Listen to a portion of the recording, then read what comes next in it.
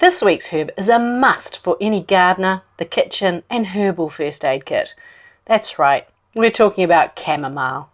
Matricaria ricetita for your German chamomile and Camomille nobile for your Roman chamomile. Today I'm sharing her many uses from garden remedies, herbal medicine and a little bit of scientific research on her medicinal properties as well. Let's get started, shall we? Well, hello beautiful people and welcome to the Project Joyful podcast. I'm your host, Tracy Tutty, your medical herbalist and high performance coach. So hey, Project Joyful isn't just about being happy. It's about consciously creating a life you love. It's about remembering how to reconnect with your soul-centered joy. You know, that joy that comes from doing what you love, from living on purpose, and from being in a life that allows you to experience deep joy moment by moment. So hey, let's get started, shall we? Chamomile is one of the most readily available yet often overlooked herbs. Her ability to attend to almost everything and everyone makes her invaluable in your herbal home care kit. Whenever you find yourself in turbulent times, think chamomile. She's your herb for inviting in calm. Calming tension, inflamed skin, dodgy digestion, nervous tension, pain and fevers, to name just a few of her traditional uses. Chamomile can be used in any time of life, from babies, children, all the way through to the elderly. Inhale a cup of chamomile tea, the loose flowers rather than the tea bag, and what does it remind you of? For me, it's sunny meadows or sun-kissed apples. Chamomile was used as medicine by the Greeks, the Romans and the Saxons, and their references through its name all refer to its apple scent.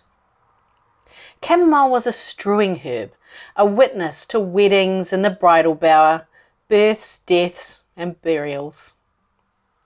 The key theme running through its medicinal use by the Greeks, the Romans and the Saxons was in its ability to break a fever, very important in those times. It was also referenced in relation to managing pain and for supporting women's problems, particularly support during labour. Modern research has confirmed its use as a smooth muscle relaxant, an anti-inflammatory and as a tension-releasing nervine. All useful qualities during labour. There are two types of chamomile that are used medicinally: Roman chamomile and German chamomile. Their actions are similar, but Roman chamomile is much more bitter than German chamomile. I discovered this in a very memorable way when I placed just 2 Roman chamomile fresh flower heads in a pot of hot water. I took a drink, boy was it bitter. Chamomile is a fabulous digestive herb. It regulates peristalsis, so it's good for constipation and for diarrhea. And because it's a nervine, it reduces anxiety, so it can help regulate digestion through its action on the nervous system as well. Research has confirmed its effectiveness in IBS and stress-related gut disorders.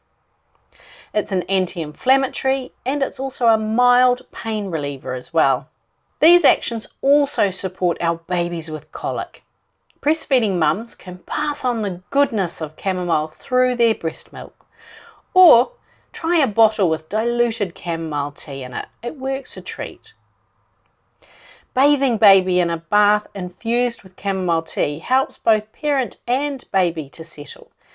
If it's for baby, just make sure that it's nice and weak with just a tea bag or maybe 2, depending on the amount of water in the bath.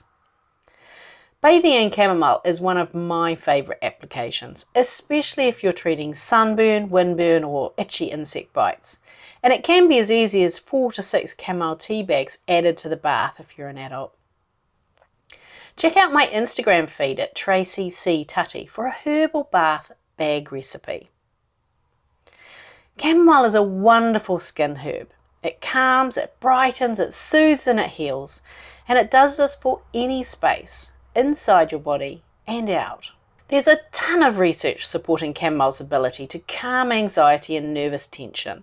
It's a great tea when an overly busy mind or a stressful day is getting in the way of sleep, particularly if it's combined with some green oat and some skullcap. Now, chamomile has a special place in the gardener's heart. It's known as the plant's physician. So plant chamomile near ailing plants or apply a chamomile tea to them. Just make it nice and weak. Soaking your seeds in weak chamomile tea can prevent damping off. Damping off is where your germinating seeds are killed by a particular fungus that's found in the ground. The tannins found in chamomile and many other herbs can increase germination by softening the seed's outer shell. A really strong chamomile tea makes an effective insecticide, good to know for all you organic gardeners. To make it, you steep 1 cup of chamomile flowers in 3 cups of water for 24 hours. Strain it off and keep it in a spray bottle. Spray on your effective plants, but please make sure you don't spray on our beloved bees.